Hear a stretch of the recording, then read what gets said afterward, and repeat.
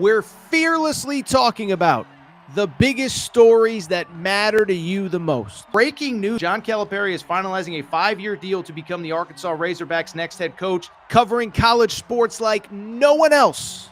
The biggest guests in sports. We now welcome in Hall of Famer Jim Calhoun. Such a pride I had, I came to connect. The legend, Tim Tebow, joins us. We'll run it back. I like it. The legend, Herschel Walker.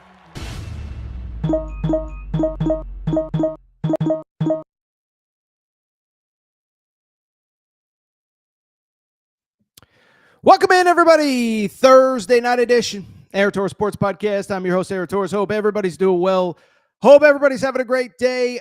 It is 12:51 Eastern time. We are coming off Arkansas losing in overtime to Texas Tech.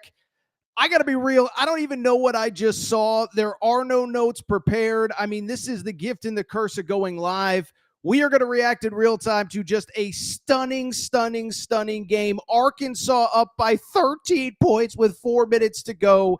They end up losing. Texas Tech advances. We'll talk about that game. We'll, of course, talk about Duke, Arizona.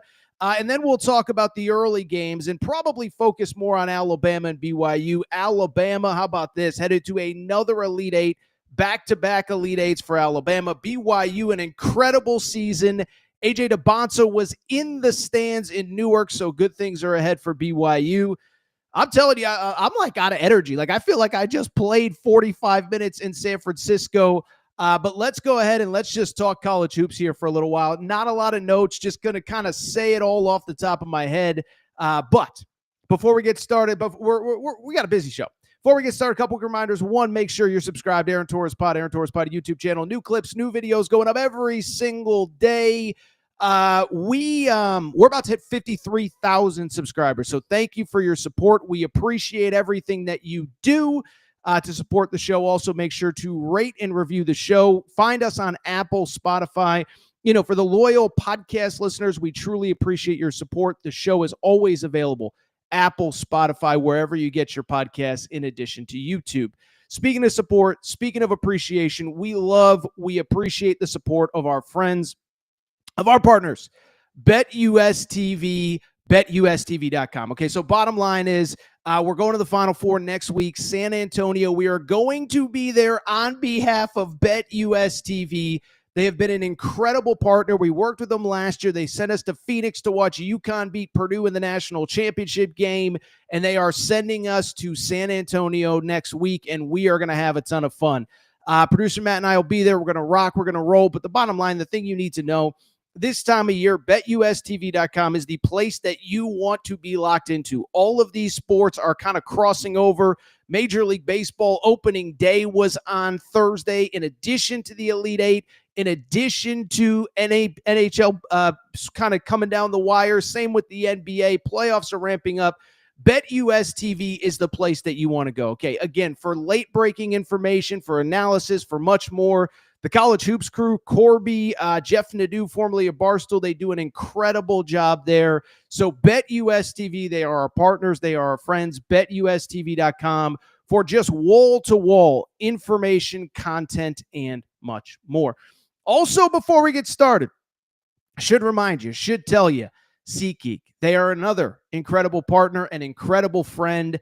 SeatGeek.com, SeatGeek.com. What you need to know, number one rated ticketing app on the internet, games, events, concerts, much more. It is the highest rated ticketing app on you know, the stores. By the way, it's 1 a.m. Eastern time here. I'm trying to make it work. But SeatGeek, again, number one rated ticketing app. They have your tickets for concerts, games, much more. But here's the best part. They are a supporter of the Aaron Torres Pod YouTube channel. Here's what you need to know about SeatGeek. If you're going to a game this weekend, if you're maybe a Kentucky or Tennessee fan going to Indianapolis, a Purdue fan going to Indianapolis, maybe you're a Duke or Alabama fan that needs tickets for Saturday in the Elite Eight. All you got to do, go to SeatGeek.com or download the app. If you use promo code Torres, you get $20 off your first purchase. That is SeatGeek.com. Use promo code Torres. You get $20 off your first purchase. Another incredible partner. I know so many of you have used SeatGeek. And oh, by the way, here's the important part to remember. It's not just NCAA tournament games. You want to go to a baseball game. You want to go to a hockey game. You want to go to a concert. You want to go to tennis. You want to go to golf. Anything that has tickets, anything that's sold on SeatGeek, promo code Torres at checkout, you get $20 off your first purchase. With that said, it's 1 a.m. Eastern time. My neighbors are probably going to kill me and get me evicted, but we had to wait until the games go final. There is no more time to waste. Let's get to the topic of the day. Topic of the day, I don't even know what to tell you. I'm being told that the internet is not great here. I don't even know what the hell is going on. Listen, bottom line, what you need to know. Story of the night, I'm in shock. I'm in shock like everybody else is in shock. The late game in San Francisco. Texas Tech beats Arkansas in overtime. 85-83 in overtime is the final score. It's a shocker. It is a stunner. Texas Tech did not have a lead. They fell behind 5-3 and never had a lead after that until overtime. You've heard it. Second biggest comeback in Sweet 16 history. I'll just be real. Guys, girls, we're coming on 5 minutes after this game. I had a page of notes ready to go for an Arkansas win, advancing to the Sweet 16. Arkansas's largest lead in this game was 16 points. They led by, let me make sure that I have this correct. They led 69-56. They led by 13 points with 4 minutes to go. They end up losing the game. They end up losing in overtime. Guys, girls, I don't even know what to say. Listen, I'll be real. If you want the 100% honest, transparent truth about everything from Thursday night, one, you're watching both games. Arizona Duke is coming down to the wire, but you're watching both games. Arkansas and Texas Tech. Arkansas is up 69-61, and I'll be real. I'm just gonna keep it 100. I went to the bathroom. I had to use the bathroom. I put a little gel in my hair. I knew we were going live. I figured we were good. What ends up happening? They're up 69-61. This is Arkansas. Come out of a timeout, couple misses, couple bad shots. All of a sudden, Texas Tech comes down. They make a couple buckets, and all of a sudden, we have a game. I think, to me, maybe the most underrated play. This was late in the game. Arkansas up 6, by the way, with 1:15 to go. I'm looking at this score sheet in real time. I'm trying to figure it out. I'm trying to get everything figured out. But what I will say is there were a couple things that stand out in terms of why Arkansas lost. Bad coaching, bad execution late, bad shot selection. But there were two things that stood out. The first one, I can't even find it in the score sheet. If anybody listening can throw it in the chat, you could tell me. There was a play late where Arkansas gets a defensive rebound. It was Nelly Davis specifically, and he's holding the ball waiting to get fouled, and the ref immediately calls a jump ball. That was what gave Texas Tech the ball back. I believe that was what led to the game-tying three-pointer. I could be wrong, but also we know what the other story is going to be. Arkansas up 3, 7 to go. As you know, missed three-pointer by Trevin Brazile. Missed three-pointer by Texas Tech. And so Jonas Adu gets the ball. He gets fouled. One free throw. I don't want to say it ices the game, but it basically ices the game. He misses it, and we know what happens from there. Everybody's going to be talking about it. It is going to be the big story on Monday or on Friday when you turn on all the debate shows, First Take, well, whatever. When you turn on all the debate shows, why didn't you foul up 3, okay? Well, first of all, remember, the possession before they were up 3 did not foul. They got the stop. The issue becomes this time they don't get the stop on the second one. And, of course, oh, by the way, Darian Williams hits that 3 to force overtime. And so the big story, you got to foul up 3. You're down 3. But listen, can I say something? I'm going to be real. And maybe this sounds like the stupidest thing I've ever said. This game isn't about fouling up 3. One, you were up 13 points with 4 minutes to go. You were up 6 with a minute to go. And so, yes, should you have fouled up 3? Probably. Is there history for people who know John Calipari's career? Yeah, there probably is. 2008 National Championship game. Memphis up 3. They don't foul. Chalmers hits a 3, forces overtime. They go to overtime, and of course, Kansas wins the national championship. Bill Self gets a national title. So to me, obviously, yes, I think you foul up 3, especially given the history. It is not pretty. But to me, the bigger story is not fouling up 3. The bigger story to me is that you were up by as many as 16 points in the second half. You were up by, what did I say, 13 points with 4 minutes to go. Bad shot selection, bad out of timeout stuff, missed free throws. And so I could go on and on, but listen, that's going to be the story. I mean, I could go, I haven't even looked at the chat. I can't even imagine what people are saying right now, but that's going to be the story come Monday. Come Friday? Why didn't you follow up 3? What were you thinking? Why didn't you do it? This and that. And I'll say this. Listen, Arizona ended up losing to Duke here on Thursday night, but we also all kind of stuck through the end of that game on Sunday night when they just kept fouling. They were up 3. They kept fouling, extending the game, and basically saying, we're not going to let you tie this thing up or beat us with a 3. So I understand the theory. I understand the philosophy. Yes, I think you do always follow up 3. I mean, there's nothing else to say. The counter to that is, again, if you have a 13-point lead, you shouldn't blow it. In the second half, you have a 13-point lead with 4 minutes to go. You end up losing the game. And so the first thought is, first of all, I'll say this. We'll get to the Texas Tech thing in a minute. Arkansas fans, I feel terrible. I don't know what else there is to say. It's been an incredible season. It's been up and down. We've talked about it a lot. We've talked this, we've talked that, we've talked the highs, we've talked the lows. I'll be real, as somebody who had Arkansas in my preseason Final Four. I thought, I was already like, they're going to the Elite Eight. We're trying to figure this out. Can they beat Florida? They're playing so well, but it's so disappointing. I feel bad for the fans. I feel bad for the players. Nelly Davis was unbelievable in this game. 30 points for Nelly Davis. Oh, by the way, Carter Knox was probably the best player on the floor for that team. 20 points, 4 of 4 from 3, 6 rebounds. Had the best game that, he's maybe had as a Razorback. And so I feel terrible. The conversation will be fouling up 3. To me, again, a couple things. 13-point lead with 4 minutes to go. The other variable, again, that weird jump ball where it was in Nelly Davis's hands and he's expecting to get fouled. The ref immediately calls a jump ball. By the way, had a buddy who's not even an Arkansas fan, doesn't care, text me. He's like, that was weird. What just happened? So that happens. And then, of course, you don't follow up 3. I feel terrible for Arkansas fans. I feel terrible for the players. And let me say this, we've been doing kind of the season ending thing for all of these teams as they get knocked out of the tournament. I don't think right now is the time to do it for Arkansas fans.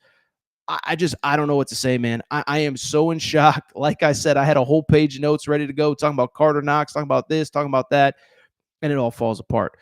Really quickly, Texas Tech, we got to give them credit, right? I mean, they were so bad early. They struggled early. Now, the one thing I will say, they do end up shooting 8 of 32 from 3, but I think they started 1 of 10. So what is that, 9 of the final 22? I think that was when I was worried a little bit, was just there was a moment in time where you're like, they're not going to keep shooting this bad. But I really thought down the stretch, as much as they're going to talk about following up 3, this and that, I thought Grant McCaslin did a really good job. Couple things. One, Federico. They couldn't stop making fun of the kid's name on the broadcast. By the way, Stan Van Gundy, Kevin Harlan, come up with a better shtick. Same first name as last name. It's okay. It's not that funny, okay? But I bring it up because that kid was the X factor. Let me make sure I have this right because I looked it up. Federico off the bench. How about this? Finishes 7 points, 9 rebounds, 7 offensive rebounds. I think he had 4 offensive rebounds in one singular possession. I think he had 4 offensive rebounds in one singular possession that ended at a 3, or it ended at a 2 because he ended up with the 2. But he was the X factor. The other thing that stood out to me late, Darian Williams, they talked about the impact that kid has. Well, I'll tell you what, it felt like late in the game, first of all, he took too many threes early, but it felt like late in the game, they kind of figured out, hey, let's keep going to him. Let's keep getting mismatches with their big guys because Adu Thiero was the only one that could really guard him, and Adu clearly could not play. He played probably, 7-8 minutes early and then really didn't see the game the rest of the game.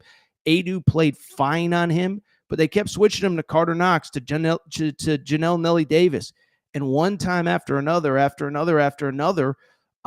he got either buckets or he got to the foul line. By the way, the 3-pointers he hit late certainly made a difference. But to me, it was really the switches late, the down low stuff late, and Texas Tech gets the win. So Texas Tech, I mean, you're just talking about just an unbelievable finish for them. They deserve all the credit. Again, the story's going to be Calipari. That's how it works. When LeBron loses in the playoffs, it's never about the team that won. And I'm not saying John Calipari is the LeBron of college basketball. It's not what I'm saying. But, when LeBron's team loses, it's always about LeBron losing, not the other team winning. And it sucks for Texas Tech because an incredible comeback, one of the greatest comebacks that we have ever seen in this tournament. And they probably won't get enough credit. But yes, the story come Friday. Should you have followed up 3? The answer is yes. But I'm sorry, it doesn't come down to one play. You were up 13 points with 4 minutes to go. You couldn't get an offensive rebound at crucial times. You didn't make free throws. I'm not blaming any one person for any one missed free throw, but you just didn't make the plays late. Coach tight, played tight. By the way, the thing that sucks, there were some big plays late. Carter Knox had several big plays. That Trevin Brazil 3 late. So you just... you feel bad for Arkansas. You feel great for Texas Tech.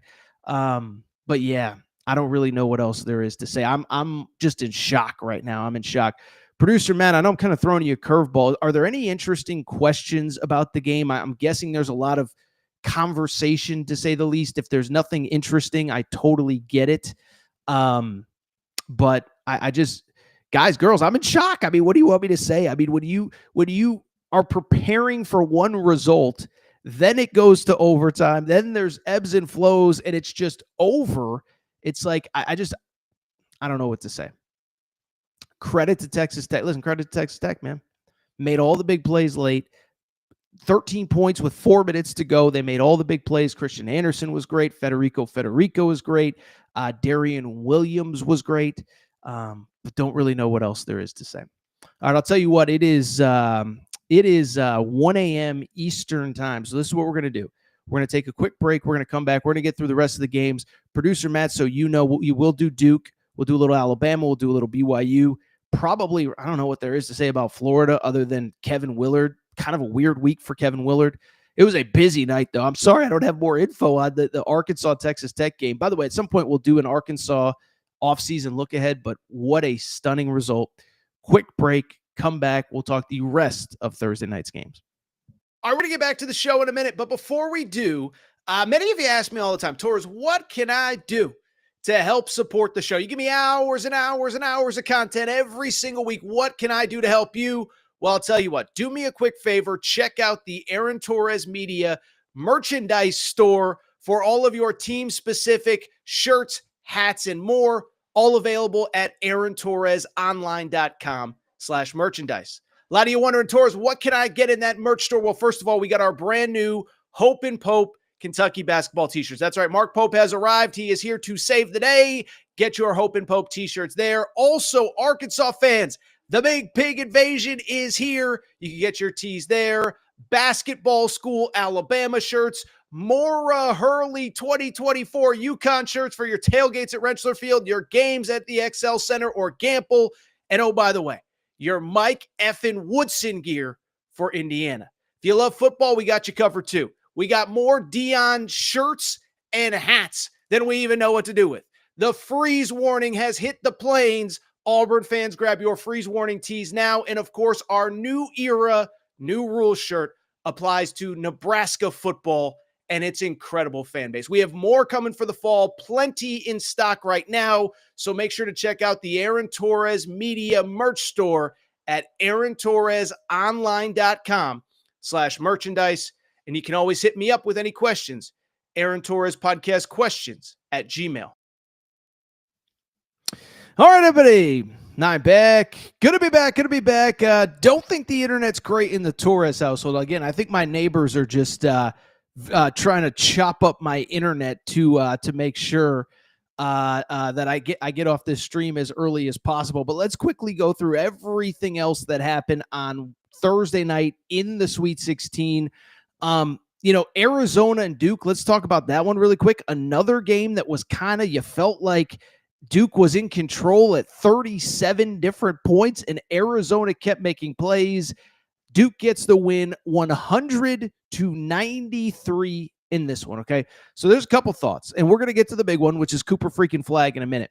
But first off, I said that, first of all, you know what my big takeaway is? Everybody was complaining about no upsets. We got Texas Tech, Arkansas overtime. We got Duke, Arizona 100-93. We got BYU versus Alabama 113-88. All we got was great games all night. So stop complaining about no upsets. But as far as this game is concerned, I think a couple things stand out. I really thought Arizona, listen, I said it on Tuesday's preview show. I said, I believe that Duke is going to win, but Arizona is going to cover the 9.5. They do. And it's because exactly what I said. Arizona has NBA players everywhere, okay? First of all, Caleb Love for Arizona, an incredible night, 35 points. By the way, I think I said on the Tuesday preview show that Caleb Love sent Coach K to the retirement home. Duke fans were not happy with that one. But Caleb Love was phenomenal. Carter Bryant hit a few shots off the bench. Henry Visar was good. Jaden Bradley was good. Story's Duke, though, man. And listen, I'm just going to say it. They're the best team in college basketball. Doesn't mean they're going to win the national championship. They are the best team in college basketball, though, because you look at a couple things. First of all, Arizona's probably got 5-6 guys that are going to play in the NBA at some point. Carter Bryant's going to the NBA. I think KJ Lewis at some point is going to the NBA. Caleb Love is going to be on a summer league roster. Jaden Bradley, I think, is going to be an NBA player. So at minimum 4 to 5. And Duke was just a better team basically at every spot on the floor. And so when I look at Duke, a couple things stand out. First of all, let's talk Cooper Flag for a second. Listen, I tweeted this out. So I have never been one to oversell freshmen in college basketball. I've lived through so many, the best freshmen since LeBron, the best high school, well, not the best freshman, but you get the point. I've lived through so many, the best high school player since LeBron's. People said it about Andrew Wiggins back in the day. People said Ben Simmons was the next LeBron. People talked about Amani Bates, Mikey Williams, whatever. Mikey Williams didn't get compared to LeBron, but he was very highly touted. I say that to say I am always hesitant to heap too much praise on any freshman. Cooper Flag is so freaking good, though. First of all, second youngest player in college basketball, if I'm not mistaken, just turned 18 years old in December. Only player younger is Jaden Quaintance. He finishes this game 30 points, 7 assists, 6 rebounds, 3 blocks. I want to find the Matt Norlander stat because I saw Matt Norlander tweet out something, and I want to make sure I have this correct. Was it Norlander or was it Jeff Borzello? I can't remember who put it out. Let me see here if I can find it really quick. Cooper Flag. First player with at least 25 points, 5 rebounds, 5 assists, and 3 blocks in an NCAA tournament game since Dwayne Wade in 2003 in the Elite Eight against Kentucky. If you remember that game, that was an iconic game that people still talk about. Now, Kentucky fans, you don't want to hear about it. I get it. People still talk about the Dwayne Wade Marquette Elite Eight game as if it's one of the best games that has ever been played. And Cooper Flag just did that as a freshman. Dwayne Wade, I believe, was a 4th-year junior when he did that. And it's an iconic game that we still talk about. So 25 points, 7 assists, 6 boards, 3 blocks for Cooper Flag. And the thing that stood out was every single time Duke needed a play, Duke got a play from Cooper Flag. Makes plays, shoots, he hits the 3 right before the half. There was 5-6 times in the second half where Arizona's coming a double, throws it up, alley-oop, dunk by Cooper Flag, or Cooper Flag dunk to Kaman Malawak, whatever. And I watched that game, and I'm just like, this guy is so freaking good. It is unbelievable how gifted this kid is, okay? And so with Duke, like I said, they are the best team in college basketball. I'm not saying they're going to win it. I think Alabama could actually beat them. Alabama shoots a bunch of threes. They have positional size. But what I think we have to give credit for Duke, couple things with Jon Scheyer. One, he has put the perfect team around Cooper Flag. Cooper Flag might be the best freshman I've ever seen. Melo was probably the most dominant. Zion was the most physically gifted. But Cooper Flag does everything and gets everybody around him involved. But I bring it up because we have to credit Jon Scheyer because he put together a perfect team around Cooper Flag. Size, athleticism, shot blocking, 3-point shooting, guys off the bench, veterans, guards, whatever. It's unbelievable watching that team. And the thing that continues to stand out to me is the positional size. Now, again, ironically, I think Alabama is one of the few teams that actually matches up pretty well with them, but it doesn't change the fact that, like, man, oh man, oh man, they just come at you and they don't stop, and Cooper Flag is unbelievable. I just don't know what else there is to say. Like, from the Arizona perspective, I saw my buddy Mike Luke tweet this out. Is like, in life and in sports, there are two ways your team can lose to end the season, especially in college basketball. They can lose because they did something stupid and something weird happened. That's certainly what happened with Arkansas on Thursday night. We talked about Arkansas. We don't need to revisit it. But you can also lose because sometimes you just run into a better team. Think about weekend one, the lack of upsets. There's nothing Wofford can do when Tennessee is just better than them. There's nothing Troy can do when Kentucky is just better than them. And Duke in the Sweet 16 against an Arizona team that won close to 30 games, finished fourth in the Big 12, or third in the Big 12. Finished third in the Big 12. And they had no answers for Duke. So again, if you're an Arizona fan, I think you just have to sit there and say, that team was just better than you. There's nothing else to say other than that we gave our best effort, and our best effort against what is probably the best team simply isn't good enough. By the way, producer Matt's on fire tonight because he agrees with me. He just sent me a private message. He said, I said the same thing. Arizona balled out. They have nothing to hang their heads about. Can't be upset with that effort. It was an awesome game. It was an awesome game. They kept fighting. They fell down. They easily could have been buried. I mean, what was it? About 15 points at one point. It's kind of crazy. I hate to keep going back to the Arkansas-Texas Tech game, but it's like, the Duke game got interesting. I thought the Arkansas-Texas Tech game was over. Then Duke figures out a way. But listen, Duke's the best team right now. We'll see what happens against Bama. We'll try to figure out a time to preview that game. But we got to give credit to Duke where it's due. They are just a phenomenal team, a phenomenally built team. There's nothing else to add about Cooper Flag that hasn't already been said, but the kid is unbelievable. The best player on the floor on a floor full of basically a bunch of future NBA players. It was absolutely unbelievable, and he deserves a ton of credit. Really quickly, let's go ahead and get to the early game in Newark. And yeah, I had nothing to say about Texas Tech, Arkansas. I don't know what there is to say about Alabama, BYU. Final score 113-88. Okay, and I think Charles Barkley summed it up pretty well in the postgame. He said, when you score 88 and you get blown out and it isn't even close, like, what are you going to do? There's nothing you can do. And so final score 113-88. So I'll be real. So let's get real here for a second. It's 1:30 in the morning. Who cares? Let's just talk friend to friend, okay? So yes, I picked Bama in my bracket to go to the Final Four, but I picked BYU after watching these two teams on the opening weekend, okay? And it's so funny because watching these two teams in the first half, kind of what I just said about Texas Tech, only the opposite. With Texas Tech, I said they were missing so many, you felt like at some point it would even out, they would make a few. But with Alabama, it was the opposite. With Alabama, it was like they made so many in the first half. And I was telling our Torres on BYU guy, I just said, look, don't worry about it. Everything's going to be fine. They're going to be okay. There's no way this team can keep shooting the way that they've been shooting. Finished the first half with 12 three-pointers made, I believe. Let me double check that. They were 12 of 28, really 12 of 27, because one of them came at the buzzer, three-quarter court. So 12 of 27 in the first half. BYU was 1 of 12. So basically, Alabama outscored BYU from 33 points from behind the three-point line. BYU, quote-unquote, only trailed by 11. And I'll be real, I sat there and said, I think BYU's actually in okay shape. When you give up 12 three-pointers and you're only down 11, that's not a terrible thing when you only hit one yourself. BYU comes out. Trevin Nell has the big play. You think, okay, they're going to make a comeback. They cut it to 8. Boom, technical foul, and it was never really competitive from there. Now, look, the technical foul was nonsense. That's not, but to be clear, I'm not implying that if the technical foul isn't called, BYU wins. It was just Alabama's night, and it was unbelievable. I mean, by now you know the stats. Alabama finishes with a NCAA tournament record, 25 three-pointers made, okay? It's insane. And, I'll tell you this. I was thinking about this. Elite Eight last year, if you remember, Alabama played Clemson in Los Angeles in the Elite Eight. And I vividly remember watching that game. I was in Los Angeles. I didn't go. It was at Crypto.com Arena.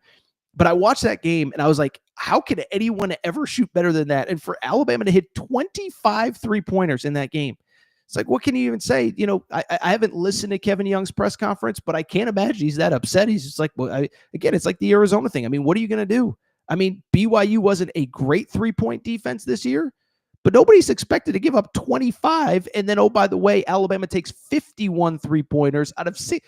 That is the most insane thing I've ever seen. 51 3-pointers out of 66 field goal attempts. Like, what even is that? I don't know. It's getting weird here at 1:30 on Thursday night. Really quickly, first of all, you just look at the stats. I mean, it's unbelievable. Mark Sears, 10 of 16 from behind the 3-point line. BYU made 6 as a team. Mark Sears, 10 3-pointers made. By the way, Chris Youngblood only goes 5 for 11 from 3. So Chris Youngblood and Mark Sears hit 15 combined. I wonder if any team hit 15 as a team besides them on Thursday night. Duke hit 11. Arizona hit 12. I guarantee you nobody in Arkansas and Texas Tech did. So you're talking about the fact that Chris Youngblood and Mark Sears combined for more 3-pointers made than any other team. Florida, by the way, 11 of 28 from 3. I mean, what are you going to say? It's just, sometimes it's just not your night. And I think with BYU, I think middle of the second half, Kevin Young was just like, I got no answers for this. There's no 15-point play for me to draw up. They can't miss. It's unbelievable. Really quickly, and this might be a conversation certainly if Alabama makes the Final Four, if they beat Duke. By the way, can you make the argument Duke and Alabama right now are playing as well as anybody in college basketball? Florida's playing okay. Florida's not playing great though. But let's have a conversation.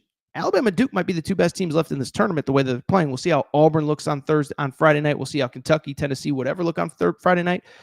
But I just bring it up because with Alabama, we got to have a talk about Nate Oates, man. I mean, Nate Oates, listen, I know there's been some weird stuff through the years. The Brandon Miller stuff we don't need to relitigate at 1:30 on a Thursday in March of 2025. That was not good. But what I would also say, I think you can argue this guy is a top 2, top 3 coach in college basketball already. Now, it's hard for me to put him ahead of Dan Hurley, who's coming off back-to-back national championships. But Nate Oates, he's in year 6 at Alabama. Year 1, there was no NCAA tournament. It's called COVID, got canceled. So in 5 NCAA tournaments, he's 5 for 5, which at Alabama is a huge deal. 4 Sweet 16s now. This is his second Elite 8. Has 2 SEC regular season titles, 2 SEC tournament titles. That is freaking insane. And the consistency in which they do it, the teams they beat, who they face, how they do it. Remember last year, they were a 4-5. I think they were a 5 seed. They beat North Carolina in the Sweet 16. North Carolina was the number 1 seed. So you just go on and on down the list. I think we're starting to talk about him as one of the best coaches in all of college. He's been there. I just think it's indisputable. He's either number 2, probably number 2, maybe Pitino. There may be a couple others, but there's not very many. I don't know what else there is to add, but Alabama gets the win. Just an unbelievable effort for them. Really quickly, I do want to switch gears and do want to talk BYU. And I want to start by saying this. Disappointing ending to a season, but there's a couple things. One, the disappointing ending should not overstate what this team did all season. And also, I said it with Arizona. Sometimes you just lose to a team that isn't going to lose that night. And so, first of all, with BYU, could the 3-point defense have been better? Sure. But when Alabama literally sets an NCAA tournament record, when Alabama takes 55 3-pointers and makes 25 of them, nobody's beating them. Tell you a true story. Our Torres survivor pool, I'll just tell you, my wife had BYU tonight. And her sister are in a group chat. And I said, the Golden State Warriors could not have beaten Alabama with the way they were shooting 3-pointers tonight. So one, if you're a BYU fan, sometimes you just run into a better team. It happens. It happened to Arizona. Duke was just a better team. There's nothing you could do. Again, you go back to the opening round of the NCAA tournament. McNeese, great opening win. Purdue was just a better team. There's nothing you could do about it. You don't have to be sad. You could be sad that it's over, but don't feel like you left something on the floor because you didn't. And I think with this BYU thing, it's an incredible story that we are going to keep monitoring. And I think it's an incredible story because of where it started, where it went to, where it got to. but then what's next, okay? Because you think about this BYU story again. Started last summer. This guy, Kevin Young, gets the job. Nobody knows anything about him. April 15th, he got that job. Puts together this unbelievable roster late April, early May. I think Jagor Demond committed mid-May, late May, something like that. I can't even remember, okay? And so he puts together this roster.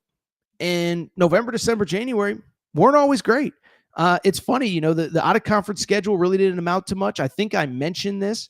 But when I was at BYU, like Kevin Young basically acknowledged, I didn't know how to schedule. So yeah, we learned nothing about our team in the out of conference. By the way, producer Matt confirms Jagor Demond didn't technically sign with BYU until the 17th of June. So, I mean, you talk about a guy putting together a roster in the late. Think about how much has already happened in the portal. Kevin Young didn't even get the job for another 3 weeks, didn't sign Jagor Demond from basically 3 months until now, okay? But you put together this roster. There's so much excitement. Out of conference teaches you nothing. Then you start 2-4 in the Big 12, 11-6. And listen, I go on all the radio shows. I love going on with my buddy Ben Criddle, his producer Ron Weaver. And it was like, what's the problem with BYU? Did we oversell this? Torres, you liked him in the pre. And I'm not criticizing Ben or Ron. I love those guys. But I'm just saying, like, there was talk of, like, why did we get so excited about this team? And then you start to figure it out. You start to get wins. I was at the Kansas game, but even after that 30-point win over Kansas, we've talked about it. It was more about, well, Kansas kind of stinks. What's wrong with Kansas? Even BYU fans, I love you guys. But you were like, it's a great win, but, we'll see what happens from here. Then you go to Arizona. You're like, oh, this is sort of getting interesting. Then you go to Iowa State. Oh, we're actually might be good. Then all of a sudden, you're on an 8-game winning streak going to the Big 12 tournament. You beat Iowa State. You get the 4 seed. You lose to Houston. Guess what? Everybody's going to lose to Houston at some point. And it's like, what else is there to say? Like, you get to the Sweet 16, you run into a better team, and now the excitement's here, people. AJ Demond, listen, I'm not trying to rush you into the offseason. I'm not trying to rush you into the 2025-2026 season, but you have to be excited about the future of this program, right? AJ Demond, number 1 high school player in America, was in attendance in Newark on Thursday night. That guy's a BYU Cougar. He was there wearing BYU gear. There's no, we hope. No. There's no hope. He's there. He's committed. He's enrolling very soon. His high school season's about to be over in like the next week or two. He's going to be in Provo. So you have AJ Demond. And now what I will say, I'm not trying to, again, rush the regular season, rush us out of this season or not kind of give a post-mortem. But I do think there is reason for excitement if you were a BYU fan, okay? Because if you're a BYU fan, think about the potential that could be around him. First of all, let me say this. I thought that the Jagor Demond going to the NBA thing was just done. Like, I didn't think there was really anything to discuss about it. But I thought it was interesting. Jim Jackson, who I think is unbelievable. Jim's a good friend of mine. He was on the call for this BYU-Alabama game. He's like, if Jagor's not a top 15 pick, maybe he should come back. And I didn't think that was something that was even in the cards. But Jim Jackson was around this team more recently than I was the last couple of days, and he at least mentioned it. And he said, you don't have to rush. You can make money as a college player. You don't have to rush to the pros if you're not ready. Could Jagor Demond come back? I don't know. By the way, he was asked about it after the game. Producer Matt, we have the sound, right? All right, so here is Jagor Demond talking about, I don't think he's coming back, but he certainly did not close the door. Let's listen to Jagor Demond after this game. I think this is a huge thing for BYU. I think this is the start of something really beautiful. And as we know, AJ is coming, and he could be one of the reasons why I want to be back next year. And it's KY is an amazing guy, and I'm super grateful for everything he did. And the thing I can say is my decision earlier in the summer, coming here. It wasn't a mistake at all. So, and I'm super proud of, my family who helped me to make this decision, and for everything we've done with coaching stuff and with this, as I already said, with our guys. First of all, that's my guy Spencer Linton from BYU TV, right at the forefront, right getting the Q&A there. By the way, I apologize. I think my internet's going in and out here, so I apologize if my video is not very good right now. Again, late night. I think my neighbors are trying to cut my internet so I can go to bed, leave everybody alone. But that video, by the way, was from Ron Weaver from the radio station. Love Ron, the 3-man Weaver. But I didn't think Jagor Demond was considering coming back, but he said, I want to play with AJ. Be a reason for me to think about it. Now, do I think it's going to happen? Probably not. Do I think it's 0%? Apparently not. By the way, I think Richie Saunders has a very tough decision to make. He's going to be a millionaire playing college basketball next year. Now, I don't know, older player. We know he's going to be a 4th, 5th, 6-year senior, whatever it's going to be. I don't know what his mission situation was, but if he doesn't want to, he could be a 2nd-round pick, maybe, or he can come back and be an All-American potentially next year. And so you have AJ DeBonsa, maybe Richie Saunders, maybe Jagor Demond. By the way, my guy, Keba Keita. Everybody loves Keba Keita. He's America's sweetheart. Producer Matt loves Keba Keita. My buddy at Fox Sports Radio, Brandon, who became a BYU diehard over the course of the season, thanks to me, loves Keba Keita. Keba Keita's coming back. We'll see with Cannon Catching. Does he go pro? Does he transfer? Does he whatever? But AJ DeBonsa's coming in. Jagor Demond could be back. Richie Saunders could be back. By the way, Xavier Staten could potentially come back. So you look at this team, and all of a sudden, there's some very interesting pieces for next year. By the way, Dallin Hall, who played very well at points this year, averaged 7 points per game, could be back. And so now all of a sudden, listen, by the way, I saw this little thing from ESPN. Oh, they're the future of college. But we were saying this on this podcast 5 weeks ago. We were saying this, whatever. But the thing I keep going back to is everything that I saw, everything that I learned when I was in Provo. And that was this. And I go back to what somebody told me when I was there. They said to themselves, why can't we be an April program? Why can't we be a team that plays into late April or early April, late into the tournament? Just because it hasn't happened doesn't mean that it can't. Oh, by the way, Kevin Young says it. He said it on this show. It's not hypothetical. I can coach this game. I can coach it at a high level. And when you factor in that BYU has the NIL money, they have the resources, they have the coaching staff clearly, this team is not going anywhere. I'm so curious. Listen, I'll say this. I'm so curious what they do with AJ DeBonsa this offseason. I don't know what the plan is. I haven't talked to anybody. I would assume they probably need a 4-man to play alongside Keita and Richie Saunders. I'm curious who becomes available in the next couple weeks. A lot of buzz about Yaxel Lendenberg from UAB, basically an All-American type player that could go pro, could go in the portal. But I think they're going to need a stretch 4. Maybe somebody that we don't know that's not in the portal yet. I'm just throwing out Yaxel Lendenberg because I've seen a million people, every fan base. He's like one of these guys, every fan base in America wants him. Now, he could go pro. He could stay at UAB. He could go to any fan base in America if he wants to. But I just bring it up because I think you get a stretch 4. I will be curious what else they do. I would assume, if you don't have Jagor Demond, you probably have to go ahead and find somebody else. Probably have to find somebody else to fill that point guard role. But I'm just here to say, man, there's no ceiling to this program. And I think if you're a BYU fan, I know how frustrating tonight is, but I also just think, you know what? Best is yet to come. If you're a BYU fan, tonight is frustrating, but the best is yet to come. Producer Matt, let's do one quick break. I have like 2 minutes of content on Florida, Maryland. We'll get out of here, but we need to pay some bills. We need to talk about FioBox. We need to talk about Collie Puffs. Quick break. Be right back. What's up, everybody? It's AT, and listen, long day of podcasting. Sometimes don't always look the best. Look at this. It's a little bit not great, okay? Well, here is the great news. The great people at FioBox said, Torres, you're a professional. You just got 50,000 subscribers on YouTube. You need to look better. And so they sent me a couple awesome things. I want to pull them out for you right now. This is all from the winter collection, by the way. Spring collection is coming out. We got the vest, very, very, very nice. The sweater, very professional for when I go to professional events. We got these nice blue jeans. I think the question now everybody's asking is, Torres, how do you actually look when you put that stuff on? Let's find out. Well, what do you think? Sweater fits perfectly. Great for all occasions. When I go to games, when I go out to a dinner, warm weather, cool weather, it's perfect. Speaking of perfect, these jeans are phenomenal. Great for games, great for social events. Oh, by the way, a little bit stretchy if those New Year's resolutions aren't going on as planned. Really quickly, we got to try out. Let's try out the vest.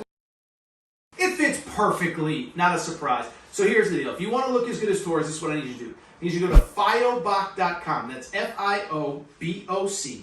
FioBox.com. And here's the best part. For listeners to the Aaron Torres pod, you get 20% off with code Torres20 at checkout. We also put a referral link in all of our YouTube videos. Thank you to FioBox. By the way, make sure you're following them on social media at FIOBOC. Thank you to FioBox. You want to look as good as Torres, check them out. Again, promo code Torres20 for 20% off. All right, everybody.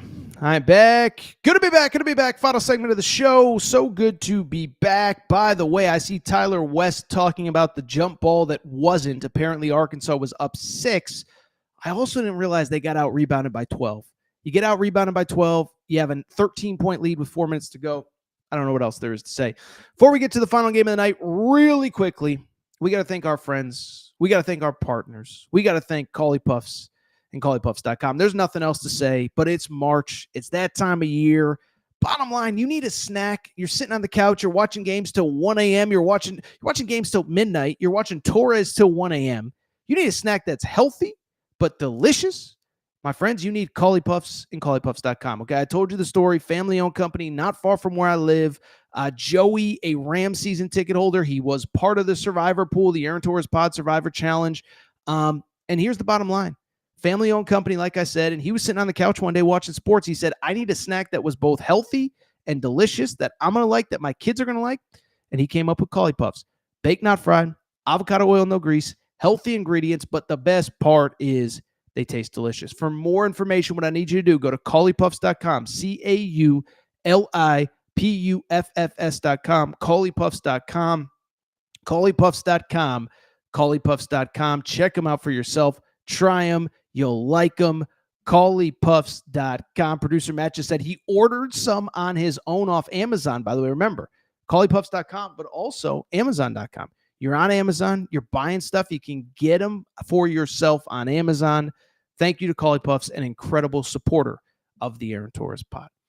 All right, really quickly, I got like 2 minutes on Florida, Maryland. Florida gets the win 87-71. I think the big story from the Florida perspective, Alex Condon, their star low post player, gets hurt early. And it was interesting. 2-point game at the half.